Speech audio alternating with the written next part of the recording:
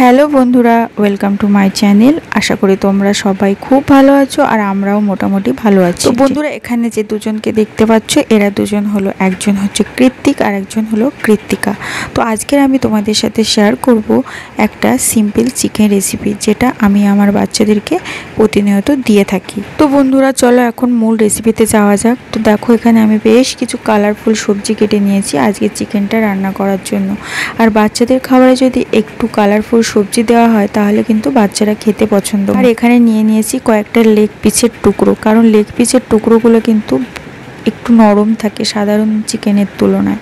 তো বাচ্চাদের খাবার একদম সিম্পলভাবে বানাতে হবে। আর আমি সবসময় কিন্তু বাচ্চাদের খাবার খুব সিম্পলভাবে বানাই, কারণ তাদের বেশি রিস্ক খাবার দেওয়া যাবে না। তো বন্ধুরা, তোমরা দেখলে এখানে কিন্তু আমি বেশি মশলা ইউজ করিনি, সামান্য পরিমাণে তেল দিয়েছি, তাতে দিয়েছি গোটা গরম মশলা, রসুন আর পেঁয়াজ, আর সামান্য আদা আর একটা টমেটো, ব্যাস এটুকুই দেবো। তো আমি সব কিছু দিয়ে ভালোভাবে একটু কষিয়ে নিয়েছি যাতে কাঁচা গন্ধ না বেরোয়। সমস্ত জলটা মরে যাওয়ার পর এর মধ্যে আমি ফুটন্ত জল দিয়ে দেবো। আর এখন আমি এটাকে কিন্তু প্রেশার কুকারে দিয়েছি, আর প্রেশার কুকারে দিয়ে কিন্তু এটাকে আমি খুব ভালোভাবে সিটি মেরে একদম সফট নরম করে নেব, যেটা বাচ্চাদের খেতে সুবিধা হবে। তো এখানে আমার রান্নাটা হয়ে গেছে, আর আমি এর মধ্যে দিয়ে দিয়েছি সামান্য মাখন। আর এরকম খাবার কিন্তু বাচ্চাদের বানিয়ে দিলে কোনো সময় কিন্তু বাচ্চাদের পেটের সমস্যা হবে না, বাচ্চারা সুস্থ সবল থাকবে।